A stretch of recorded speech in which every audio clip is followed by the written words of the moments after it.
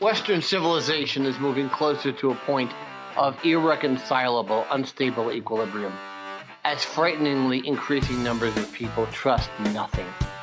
Media, academia, and especially the governments are no longer held in high esteem. Regaining trust is often impossible after betrayal.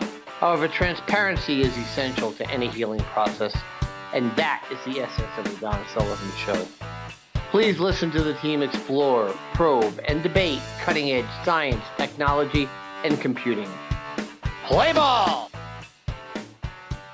Welcome back, everyone, again to the Don Sullivan Show, and today we're going to have some fun. We've been through a couple of different very serious episodes and very intense episodes where I'm climbing up and down mountains and canyons, but today we're going to get back to some fun. Remember, this is the show that we talk about science, technology, and computing on the level that the average American teenager can absorb. And that means all of you out there in Europe as well, hopefully, but mostly in America.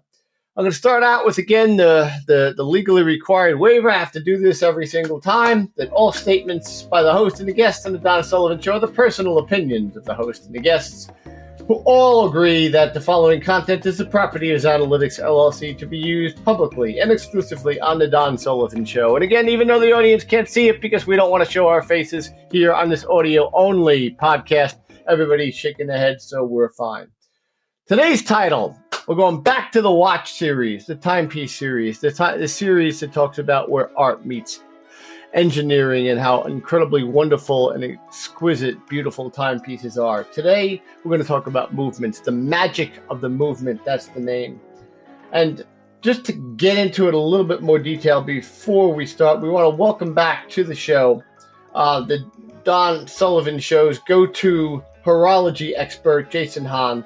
We want to discuss with him how the jewelry of our choice here performs the task, the actual mechanical task of actually keeping current with elusive time. These aren't just jewelry pieces. They actually are functional. They're devices that we wear to actually give us real information, and they're absolutely lovely and beautiful.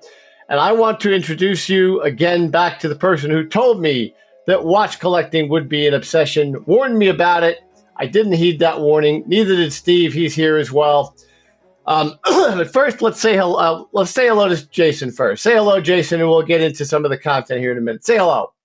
Hello, everybody. Thanks again for having me back on. It's always a pleasure to chat with you guys about watches and anything else that happens to come our way. Oh, there'll be lots of stuff. We talk about all things science, technology, and computing. You'd be amazed if you're following some of our episodes in the sub-series we have, especially the last one. Oh, my gosh. But we're going to have a lot more of them, too. Go ahead, Stephen. I'll blame that one on you. Go ahead. Fair enough. Well, greetings from the Garden State, everyone. Today's episode is brought to you by License Fortress, the industry's first and only software asset management firm to offer both a financial and legal guarantee at its highest level of service, whether it's Oracle, Microsoft, or VMware. License Fortress helps organizations stay compliant, avoid audits, and save money. Learn more at licensefortress.com. And please support our producer by visiting axtink.com. That's AXTINK.com. Subscribe to his YouTube channel and help support his efforts to create humorous animation. And finally, get himself off that prison transport plane hijacked by the inmates and get back to his loving wife and daughter. Is Marco Rubio running that one? You think? No? Okay. I don't know. I don't know. I just want to know. I know we keep having to catch him and Thoughts get him and back. prayers. It's amazing how much he actually gets done for us despite all of these issues there, Stephen. It's a wild life. All right.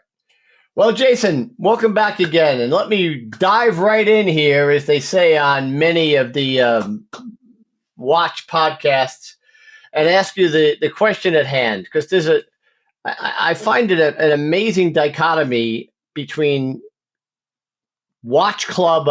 And of course, the first thing you do with Watch Club is not talk about Watch Club. But today we talk about all things science and technology. But I do find the Watch Club thing amazing in the colloquialisms are sort of different than real world colloquialisms. So I want to ask you, what is a movement and why is it called a movement?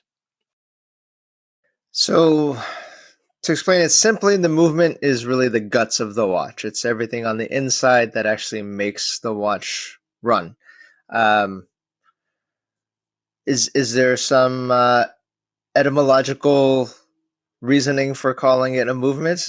My best guess is that it's the part that moves, and hence it's a movement. But yeah, this. Go ahead. It's the engine, right? Yeah, essentially, it's all the springs, gears, levers, and everything else that's turning within the watch that eventually makes the hands go round and round and tells us time. That's why those clear case backs are so cool. You get to look under the hood a little bit without getting somebody to take it apart for you. Yeah, and then you go full Monty and go the skeletons, and you can see both sides of it all, right? So that's if that's their taste, which is kind of interesting, you can see absolutely all of it. So essentially, Jason, there are really two major categories of movements, and you can correct me if I'm wrong, but the mechanical and electronic, right? Yeah, absolutely. So the electronic ones all are based on the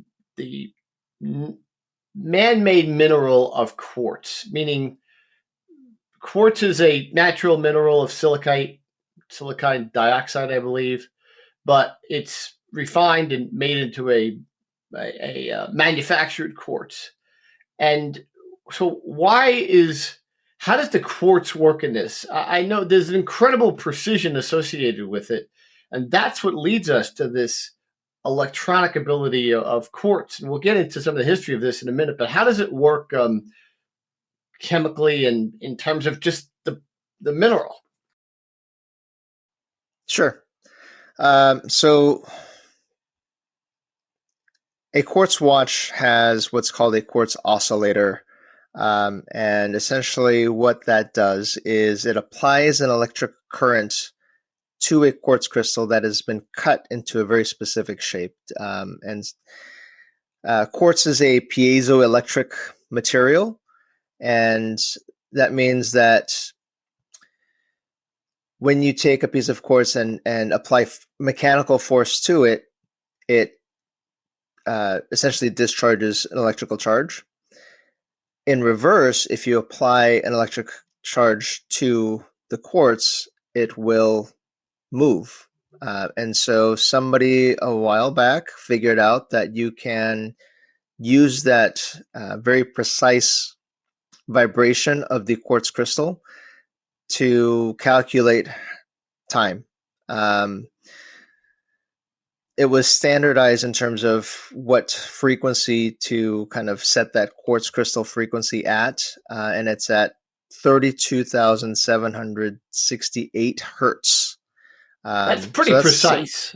It's amazing. It's a very fast vibration of a crystal, and essentially there's a microchip built into all quartz watches that essentially counts those vibrations, and if it's that number of vibrations per second, once it counts that many vibrations, it ticks over a second using essentially a motor.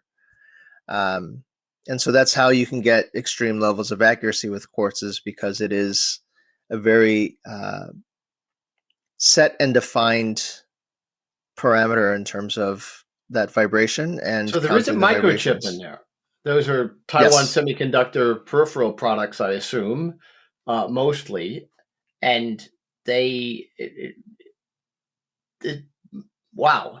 I'm very familiar with Taiwan Semiconductor and most of Stephen and I are most of the production of chips. That's another 100 million a year. Great industry to be in right now. That's incredible. Oh, absolutely. Now, was that Seiko that invented the first quartz watch? It came out of that started was it the quartz crisis? Is that how that worked? Yes, tell us about the quartz crisis, since we're going there already. Good. Tell us about that. Yeah, absolutely. So Seiko did release or launch the first quartz watch. I believe it was late 60s, like 1969. Where quartz technology had gotten to a point in manufacturing where it was getting more accessible and cheaper, and really just flooded the market with this brand new technology in timekeeping and for watches that was essentially more accurate than mechanical watches, less moving parts, and hence, generally speaking, easier to maintain. And if you, on a surface level, look at all those things, you see that as a huge advantage over what had been mechanical watches. Yeah, I think it's changing a battery versus $1,000 service every 5 years, right? Exactly. And so the quartz crisis is a term that that we talk about that really occurred in the 70s, really hit kind of 75 or so. And with the proliferation of quartz watches in the market, it really decimated the Swiss mechanical watch industry. I don't know the exact figures. I've heard something like 80% of the Swiss watch industry at that point really kind of went under, really became a shell of its former self. And we've gotten to a point now where there's been a resurgence in interest and enthusiasm for mechanical timepieces. And depending on who you talk to, some will never buy a quartz watch and hate it. But for myself, I see the merits of both sides, and I have plenty of quartz powered watches and I have plenty of mechanical watches in the collection, and I can appreciate each for what they bring to the table.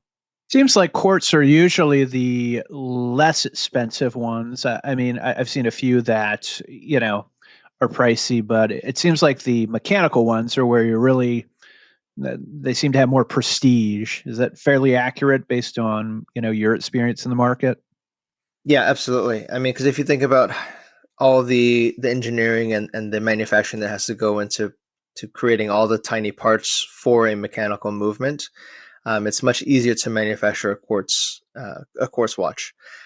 So that brings the price down. And again, for a vast majority of people, if they're just looking for something to tell the time, a $20 Casio from Walmart is going to be a lot easier to stomach than spending multiple thousands on a luxury timepiece. So I think that quartz crisis, and I heard that there were like 3 or 4 different revolutions, including now in the timepiece industry, and we refer to 4 different industrial revolutions as well. But this industry had their own.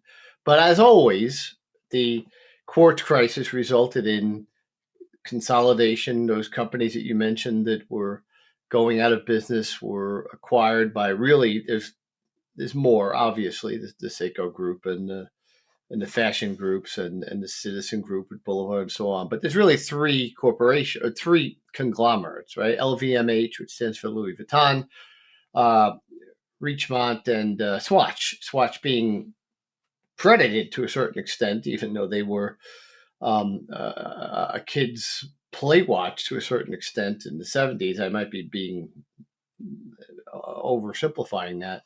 But the Swatch Group is credited with saving the entire Swiss mechanical watch industry. Have I sort of got that right? Yeah, that's essentially because Swatch became so successful, primarily in the 80s, with their quartz powered Swatch watches, and it was an opportunity for people to get a relatively inexpensive Swiss watch, which still carried a certain level of prestige, but it was quartz, and they were very, very successful with that. I had a Swatch watch growing up. I am a product of the 80s, and so because of their success, they were able to kind of go around and acquire a lot of historical and very significant brands, from Breguet, Blancpain, Omega, Longines, brands that have been around for hundreds of years. Those are historical. Breguet particulars, historical companies, not just historical in the watch club world, but historical in the world. Yeah. They invented what did they?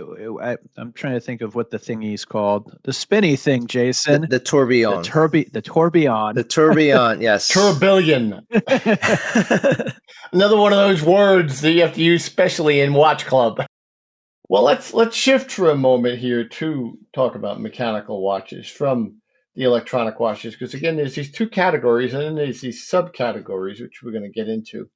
But as we've just been discussing, about up till 50 years or so ago, that aforementioned beginning of the quartz crisis, all watches were of this general type, meaning mechanical. They were either automatic, meaning they wound themselves, which is an amazing miracle in and of itself, or they were hand wound. And it's funny, we in the general public just assume that word wound, and we don't really understand, or it's really hard to understand what exactly is happening even when you wind a watch. But there are so many varieties and nuanced approaches now, and innovative approaches, especially when it comes to what's called these high complication or feature-rich watches, as the non-watch club world would say, that has so many different functions, complications inside of a little case there. But again, I digress a little bit. But why does this colloquialism of the movement, often referred to as a caliber? I love the engine versus the engine model analogy in that sense, the movement versus caliber. Is that a good analogy, do you think? And what does caliber mean as opposed to movement?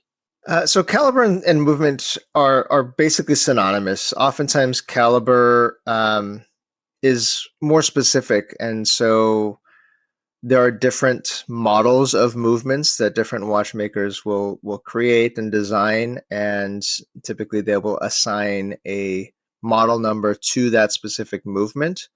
And so a caliber is how to identify a specific movement. So there may be several different watches from a brand that all use the same movement, and so they would all have that same caliber number.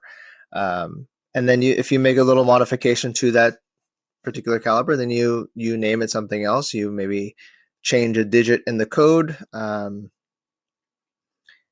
But by and large, caliber and movement are synonymous and interchangeable. Jason, when you wind a mechanical watch, correct me if I'm wrong, but it's essentially tightening a spring inside, and there's mechanisms around it that allow the tension, and it transforms into power to move things in a kind of metered way. Is that accurate?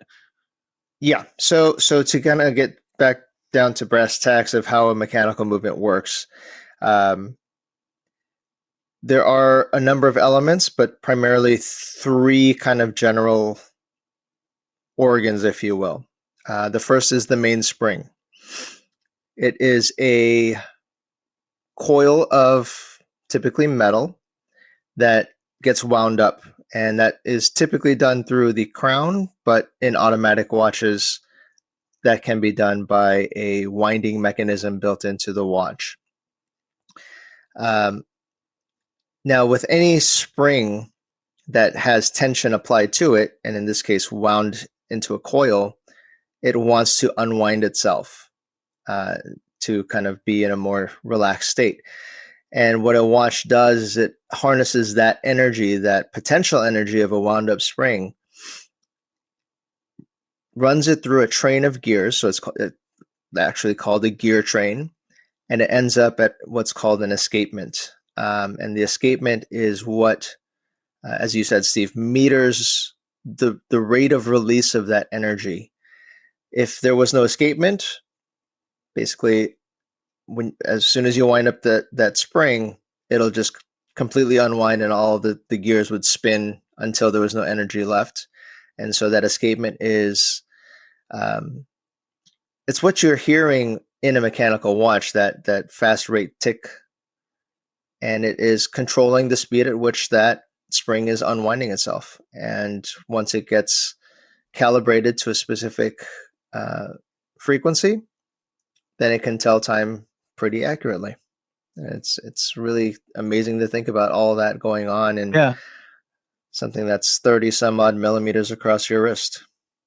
With the automatics, there's a weight that kind of moves around in the back, and that helps tighten the spring, or how does that work exactly? Yeah. So we've already talked about the differentiation between mechanical movements and electronic or quartz quartz watches. Within mechanical movements, there are hand wound and automatic. Automatic essentially means that there is a mechanism built into the movement that freely spins based on the movement of the watch, like the physical movement, and it's usually in the form of a rotor of some sort. So it's a weighted rotor, usually at the very back of the movement, and anytime you move your wrist, that rotor spins, and that spinning of the rotor is helping to keep the mainspring wound up. Also, usually when you have an automatic watch, you can still wind it through the crown, and that's usually a more efficient way to fully wind the spring if your watch is completely dead, rather than sitting there shaking your wrist. But is that dangerous? Is it too delicate? You have to be really careful doing that. To shake it alive. Or well, which part? There's that, but I mean, even to wind it, but certainly shaking it, yeah, that's what the watch winders do. Can you overwind? Yeah, can you overwind it? Excellent question. So with manual wind watches that do not have an oscillating rotor to keep it self-wound, usually they do have a point at which the mainspring is fully wound, and you do not want to exceed that point. A classic example is the Omega Speedmaster Professional Moonwatch. It's a manual wind chronograph.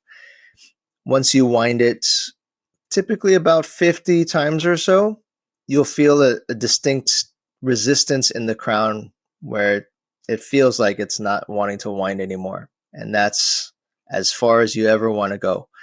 If you push past that and kind of force the crown beyond that point of resistance, you can damage that mainspring barrel. Now, in an automatic watch, there is a slipper mechanism built in, sort of like a clutch, because if you can imagine that you fully wind the watch, if you keep moving your hand around, it's still going to keep trying to wind itself. And so automatic watches have built-in safety features to prevent any damage from overwinding. So short answer to the question, if it's a manual wind watch, yes, there's a potential of damaging it if you overwind it. With an automatic watch, typically don't have to worry. You can wind it 100 times and it's not going to hurt the movement. Yeah, it's kind of interesting. You mentioned that Speedmaster Professional, the space watch, one of the first watches in space and so on, that they have gone to great pains to try to mimic the early look and feel and design with a modern beauty to it.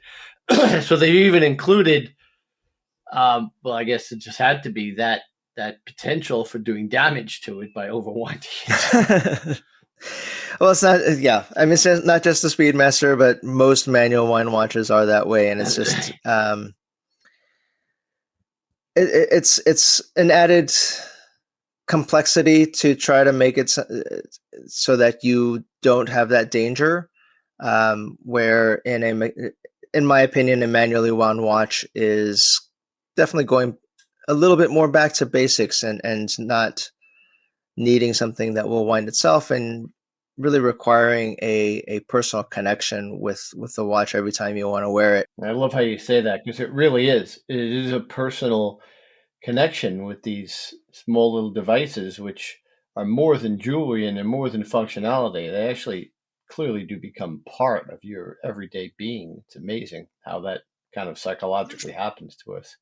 But I'll also say this: these parts are incredibly small and incredibly delicate. And I saw a picture the other day of a tiny little actual manufacturer's screw. I forget if it was stainless steel or titanium, two of the main minerals, really, or two of the main substances that are materials that are used within these devices. And this tiny screw looked absolutely tiny next to a grain of rice. And the grain of rice towered in this very blown up picture over this tiny screw. These things are incredibly small. Drew and I sat through a lecture at Patek Philippe a few days ago, and we sat there for 2 hours, and we listened to the representative, because they're more than sales associates, they're more than systems engineers as we have in the computing world, and he went through 2 hours of the inner mechanics of the differences in what they do with the teeth on those gears, particularly escapement you mentioned, and how they're slightly rounded and hand polished to make them basically more durable and more effective and more accurate. It's utterly incredible the amount of care and precision and love that's actually put into every single operation. Am I right about that, or am I just over reading into it there, Jason? No, with manufacturers like Patek Philippe, Breguet, A. Lange & Söhne, part of the reason that the watches cost as much as they do is that level of attention, the hand craftsmanship of getting in there with sometimes literally pieces of wood with an abrasive paste and polishing every single part, facet, crook, and cranny. It takes a lot of time, and time equals labor. And as we all know, labor is not free. And, it can sometimes take hundreds or thousands of hours just to complete a single watch, depending on the watchmaker. And obviously those watchmakers also need to take home a paycheck. Yeah, it mentioned to me during this lecture that some of the more higher complication, again, that's another watch club word, complication instead of feature, but it's ubiquitous, that take up to 10,000 man hours. That's 5 years of one person's work. Yeah, it's incredible to think about, and it when you think about it in that perspective, it's no wonder that some watches can get into the hundreds of thousands and sometimes millions of dollars. So let's They use precious stones in it seems like as bearings in the actual movements. Yeah. Is that for decoration, or is there a specific purpose for those? So the pivot points on a movement where essentially the springs and or the gears and all the running gear is mounted to, those are friction points, and watchmakers use joules. And so anytime you see a joule count on a watch, it's how many of those joules are being used in that movement. The reason that joules are used is because they are extremely hard, and because it's a friction point, it reduces the amount of wear and tear on the actual part. If it was metal on metal contact, that would wear itself down relatively quickly, and you would need to service and replace parts much more frequently.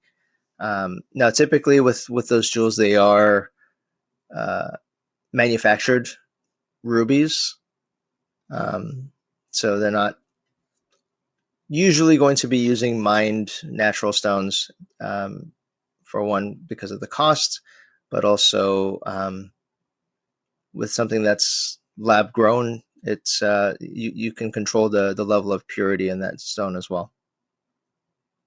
So that when they mention a number of joules in a spec sheet, it's not just a vacuous brag that we have this many joules. There actually is a real functionality to it, and it does sort of indicate a different level of quality when they have a lot more, because of the removal or the elimination of a lot of those friction points. Yeah. Okay.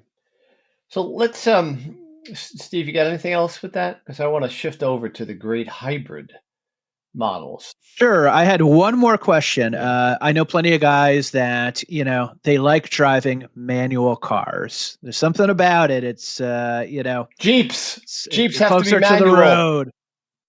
Yeah, exactly. Are there folks like that in the watch world where they don't like automatics? They prefer the self-winding ones because it's more of a relationship, or is that just totally not something that happens? It's an incredible correlation that I have come to find, that car enthusiasts and watch enthusiasts, if you can imagine a Venn diagram, it's practically a perfect circle. And I definitely attribute that to just an appreciation of mechanical things. I fall into that category. I'm a car enthusiast. I was a car enthusiast before I was a watch enthusiast. And yeah, I would rather roll my own gears and feel that connection with the machine. And in that same sense, All right. The difference is if you buy a Bugatti, it's $500,000. You buy a Patek, it's $100,000. So you're in a little bit different level, but I think the Bugattis are a couple mil. Okay, there's even that. But I mean, you can also get a Mazda Miata for a few grand, and just like you can get a Seiko for a few $100. And yep, great point. There's no, and it's another example of where art meets engineering, and a much more recognizable example. And so, but I think the difference is, though, that it's still very much a quickly depreciating asset, the car, as opposed to watches, which may depreciate as well, but they're not going to. It's not exactly an investment quality purchase, in that it's not going to be an index fund or something equivalent to an index fund to the S&P 500, but they don't generally lose value unless you break them, right? Well, that can probably be a topic of a whole other podcast, but okay. But yeah, I mean, it depends on the car and the watch. Exactly. Yeah. Just like cars, a vast majority of cars do depreciate. There are a select few that appreciate or hold their value very well. Typically the ones that are rare and hard to find, and the ones that the enthusiasts are really into. The Porsche GT series of cars comes to mind. And similarly, a majority of watches on the market are mass produced, tens of thousands of them being put out every year. Even the expensive ones, a lot of them. For some of them, yeah. But if you get into something that is more rare, a little bit more special, hard to find, those are the ones that will tend to keep their value, or potentially grow in value. So let's pivot here a little bit towards the great hybrid models. We talked about mechanical versus electronic being the two categories, but there's a hybrid in which mechanical crosses over or meets hybrid, and that's where quartz is used to sort of complement the actual mechanical operations. And that starts off and maybe ends with the amazing Grand Seiko spring drive. And if you haven't watched that, folks in the audience, it's worth going into a store and just looking at the way the dial or the hands in the dial sweep as opposed to tick. It is mesmerizing. It is beautiful. It is utterly incredible. So, Jason, talk a little bit about the spring drive that took Seiko and Grand Seiko, that spun off from Seiko, 30 years to develop it, and talk about how it works. Sure. So spring drive is in layman's terms, just like you described it. It's a little bit of a hybrid, and it's an incredible feat of engineering. I heard something like 20 years, but it may be 30 to develop. Essentially, it's a mechanically powered watch that utilizes quartz technology to regulate the timekeeping. So I mentioned before that there's a mainspring that powers a mechanical watch that turns a train of gears, and that release of energy is regulated by a a regulating organ. It's called a balance wheel and an escapement. With spring drive, Grand Seiko does away with that style of regulating organ and replaces it with what's called a glide wheel. That glide wheel spins in one direction freely. As that glide wheel spins, it's actually generating electrical power through coil blocks. So it's almost like a generator. Those coil blocks are generating electrical energy, which then goes to an integrated circuit that has a quartz oscillator built into it, and it's reading that quartz vibration. It then sends a signal back to that glide wheel, which has a magnetic brake on it, and it slows down that glide wheel to match the frequency to be able to keep time. So it really is incredible to think about how they, for one, came up with the idea and then were able to execute it, again, in a watch that fits on your wrist. So you have quartz levels of accuracy in a spring drive watch. Currently in the collection, the least accurate spring drive watch is rated to plus or minus 15 seconds per month. Now, a typical mechanical watch, kind of your entry level, is going to do about 15 to 20 seconds per day. So to put that into perspective, we're looking at about a second a day or less than a second a day with spring drive, but it's still a mechanically powered watch. And so the advantage to that is you never have a battery to change. It's still automatic, although there are hand wound spring drive calibers as well. So you get a blending of the two worlds, an appreciation of that mechanical power, springs, gears, and levers, but then the technological advances of quartz to be able to tell time more accurately. The newest spring drive movement is nicknamed the UFA, or ultrafine accuracy, and that's accurate to plus or minus 20 seconds per year, which is insane. Like, you can set your other watches to this one watch. Nobody else is doing this. No, it's proprietary to Grand Seiko, the spring drive technology. And the reason they can get that incredible sweep without the tick is they don't use an escapement that pops back and forth. Exactly, yeah. So it's that glide wheel that's just spinning freely, and that's turning the gears. It's amazing. I can't say enough about it. Grand Seiko, if you would like to be a sponsor of the Don Sullivan Show, we are going to talk about you a lot because it's absolutely wonderful. Kevin O'Leary from Shark Tank does every single day, so I can too. And it's just overall pretty amazing. A couple of other different amazing peripheral technologies, again from Seiko, is this concept of the Eco Drive, which uses light, not just sunlight, but light from any source to keep your watches powered. And this is, of course, on a totally different price point than the Grand Seikos are, isn't it, Jason? Yeah. So EcoDrive is actually a Citizen technology. Oh, I'm sorry about that. I've got one of those somewhere around the house. You put it by the windowsill to get it going again. Yeah. So I mean, in this day and age, everybody's familiar with solar cells. Even going back to pocket calculators that had that little rectangle of metallic brown cells that would power the calculator. Essentially, it's we talked about how quartz movements require electricity to run. Typically, that's done with a battery, a cell battery that's in the watch that needs to be replaced. With EcoDrive, they're utilizing solar cells to harness or to convert into electrical energy and using that to run a quartz. But it's any light, not just solar, right? Correct. Yeah.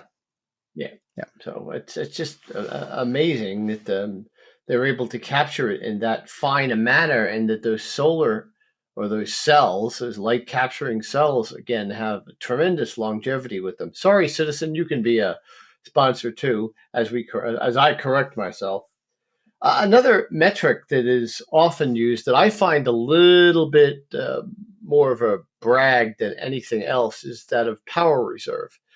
And that just means how long you can use or not use a watch, let it sit in your watch box or in your drawer before it actually stops working and you need to repower it somehow again. Does that really matter, do you think? I mean, some of them are at 80 and they're not that expensive, and some of them are at 40 and they are very high-end timepieces. Do you think it matters, or is it overblown? It can, and it really depends on each person. For somebody that has one watch and that's the only watch that they will want and or need, it may make a difference. So something that a lot of watchmakers or watch enthusiasts will kind of talk about is the idea of a watch being weekend proof. So if you think about wearing a watch Monday through Friday in the office, but on the weekends you don't want to wear a watch, maybe you have an activity tracker or something else, a smartwatch that you just want to throw on to kind of keep track of your weekend activities. Having a longer power reserve will allow you to take it off on Friday when you come home and pick it up on Monday, and it'll still be running. You won't have to rewind the watch and reset it. Even if you have a few watches that you wear in rotation,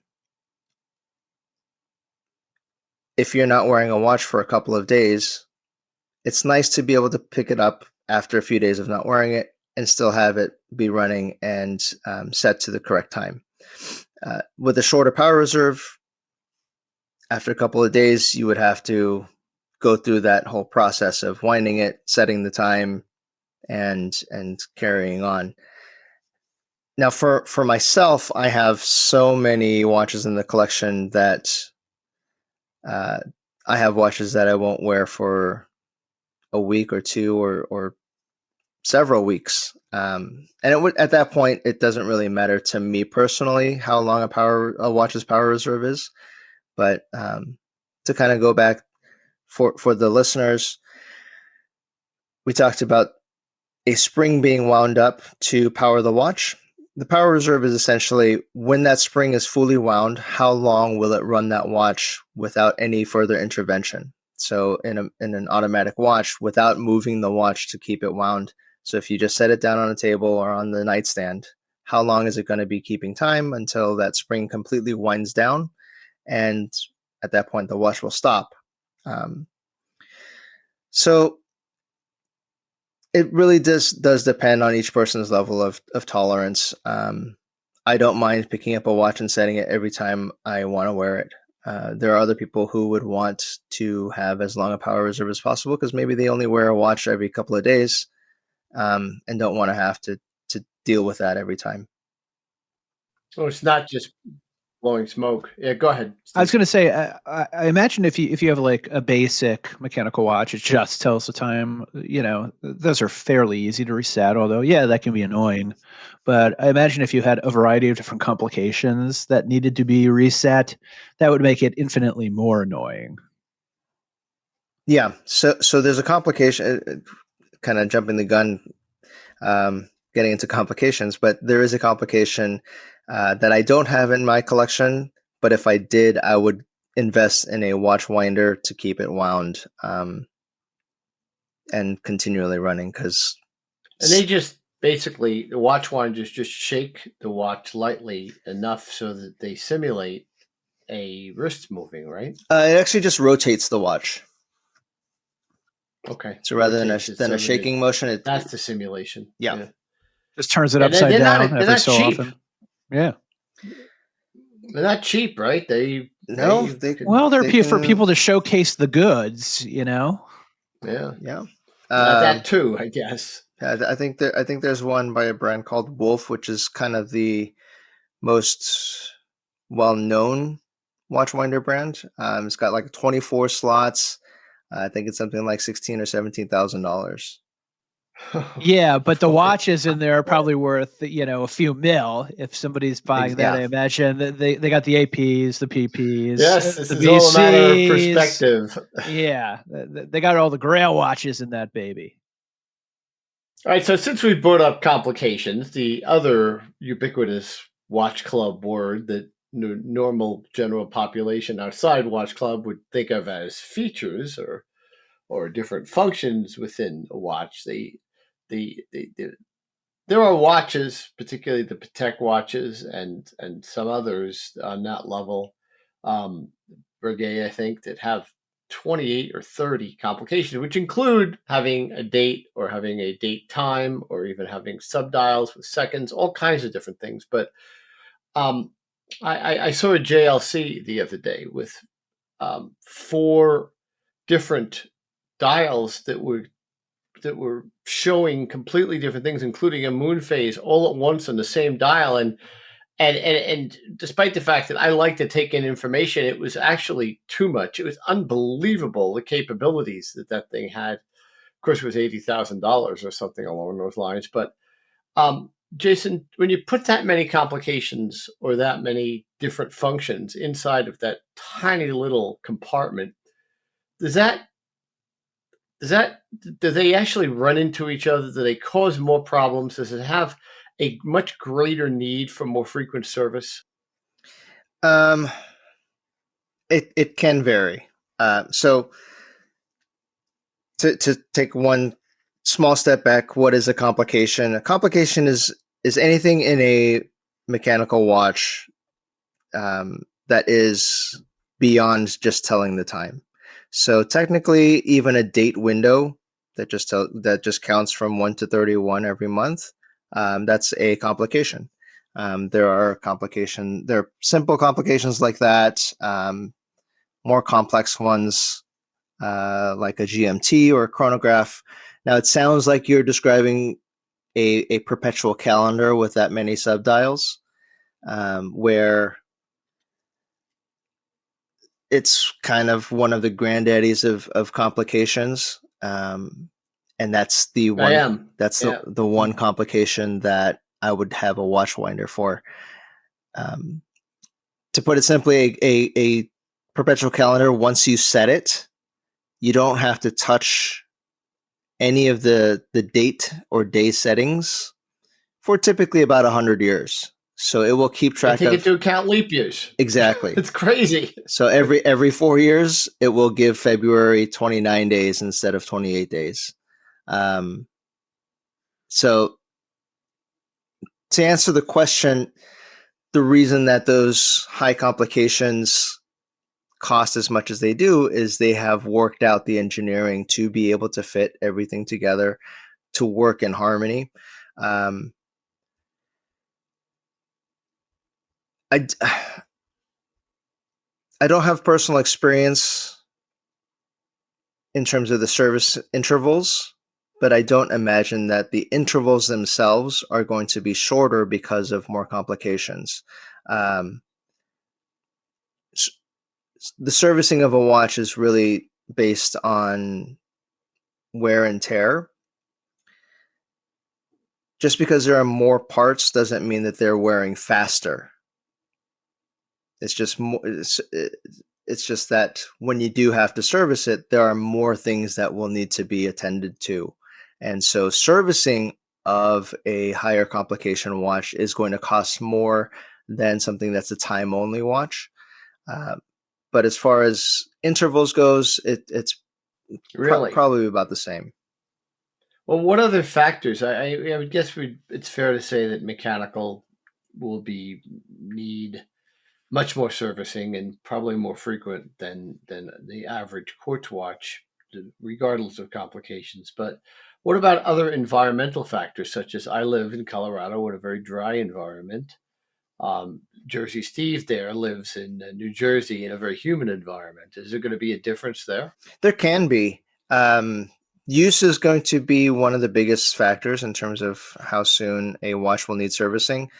Most manufacturers have a recommended service interval, typically anywhere from 3 to 10 years, depending on the watch and the brand. Now, just because a company says, say, for example, that their recommended service interval is 10 years, that doesn't mean that 10 years to the date that you have to send your watch in to have it serviced.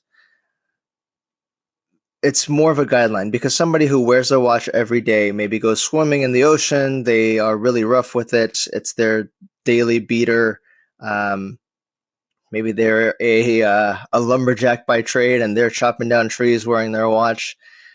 That watch is probably going to need service a lot sooner than somebody who wears that same exact model of watch, but maybe it lives in a box for most of its life and it only gets worn 2 or 3 times a week.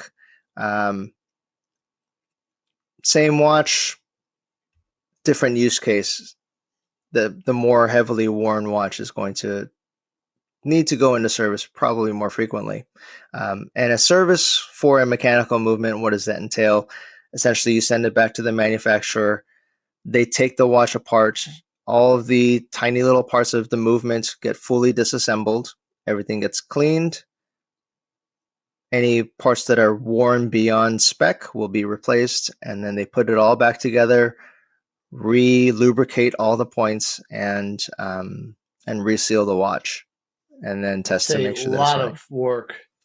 Yeah. What do you think is, in your experience and expertise, of all the metrics, specs that they brag about, show, what's the most important one, or some of the more important ones, but what's really the most important one to pay attention to if you're a new prospective buyer?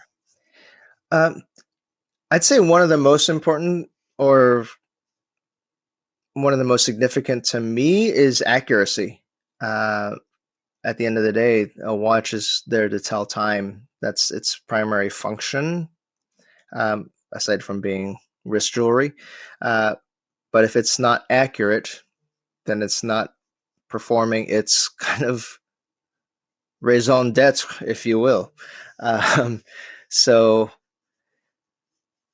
that's where you will see a differentiation in a brand like Seiko, that is more on the affordable end of the spectrum, where their stated accuracy tolerances are something like -15 to +25 seconds per day.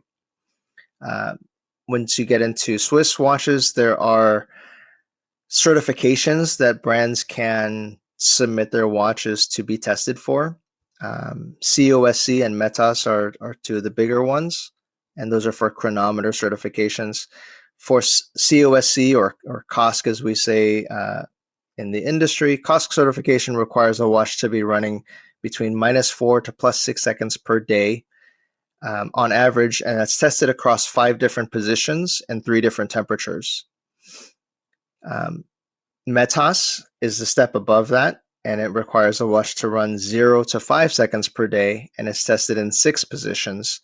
And METAS also involves a number of other testing metrics as well. Magnetism and all is sometimes utilized in there too, right? Yeah. So for METAS, anti-magnetism, power reserve performance, waterproof testing for whatever is stated on the watch. And then, the king of the industry, Rolex, their internal standard, which they call superlative chronometer, is rated to -2 to +2 seconds per day. So master chronometer, I think is that Omega? Master chronometer, it was developed by Omega. Omega was part of developing that particular standard, but it's not exclusive to Omega. So Tudor actually has started master chronometer certifying a number of their watches as well.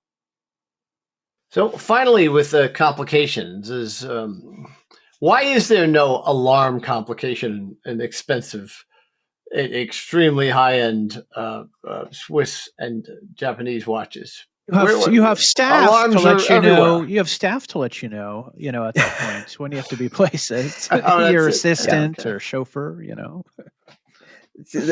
I was gonna say something similar. When you're at that level, people wait for you.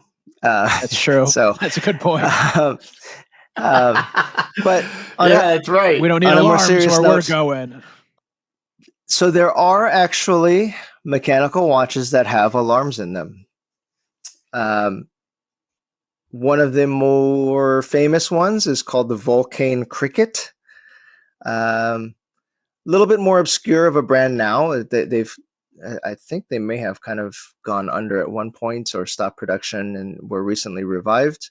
But most notably worn by a number of U.S. presidents. And so it's actually called the President's Watch, or Really? one Wow. of the watches that could probably be called the President's Watch. But Truman had a cricket gifted to him. And I believe it was Lyndon B. Johnson who was a huge fan and actually bought like 200 of them to give away to staff and other dignitaries. But that has an alarm feature. Essentially, it has two main springs, one to power the watch and the other to drive a little vibrating mechanism at a set time.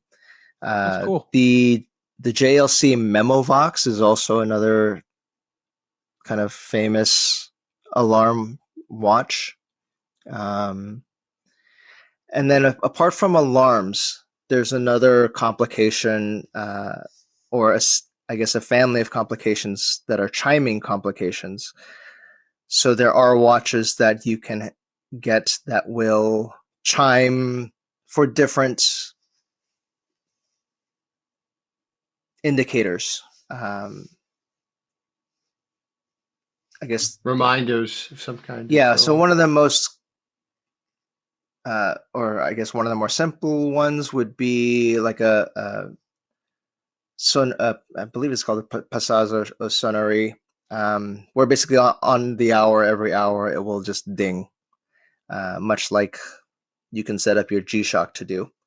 And then there are minute repeaters that will have different chime tones to differentiate hours and minutes, and then it will chime the number of hours that it is, and then it'll follow it up with the number of minutes that it is, and you can kind of count along to be able to know the time without having to look at your watch. Like a grandfather clock almost, kind of. A little bit, yeah. Like the not quite the cuckoo town clock bell thing, tower. but, Yeah. Yeah, bell tower on your wrist. So, Jason, as we wrapped up this version of the sub-series of Where Art Meets Engineering, beautiful, exquisite timepieces for the Don Sullivan Show, I again would like to thank you for coming on, but I'd like you to add in anything you like. Did we miss anything? Is there something coming along that the watch club community is really paying attention to? Well, I think, for the listeners, if you haven't had the opportunity to check out mechanical watches, I think it's an amazing hobby, and it's just a fascinating thing to get into, just to appreciate the history of something that has been around for hundreds of years that we're still using today in terms of its base technology. To tell time within seconds a day, it's a pretty incredible feat, and there's a certain romanticism about that for me, and an appreciation of the engineering, the craftsmanship.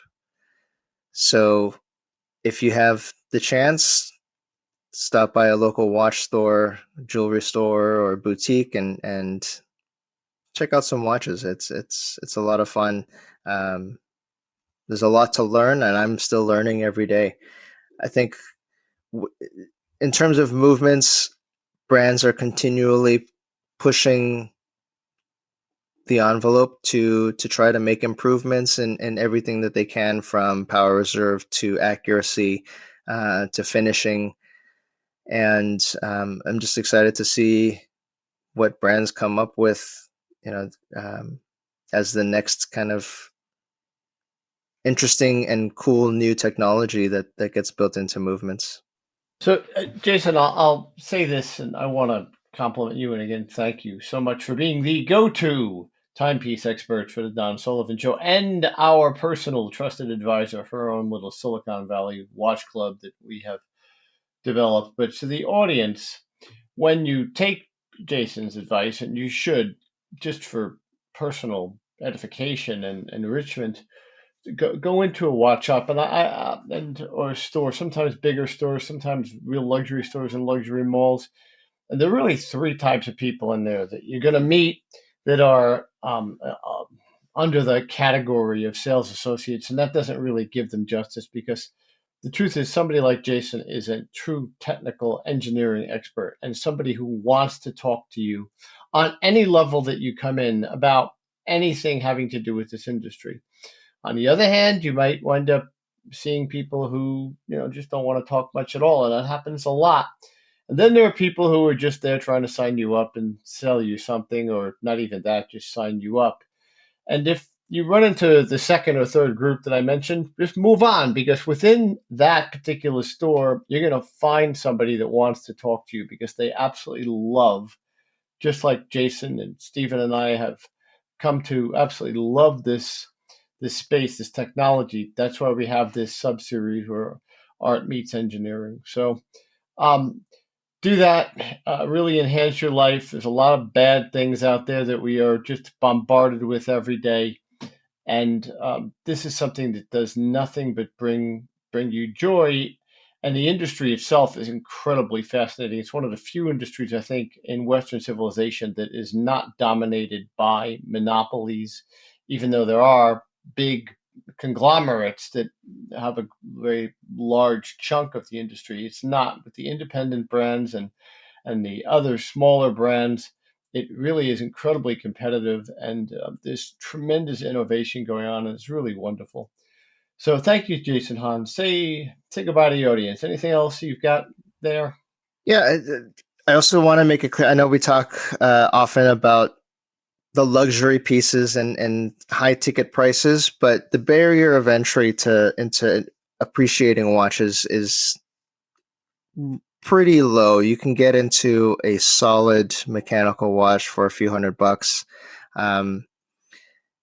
Just to kind of get into it. That's how I started with my first Seiko 5. I think I spent $120 on it, just because I wanted that experience. So it can sound intimidating when we're talking about 5 and 6 figure timepieces, but there's a watch for everybody.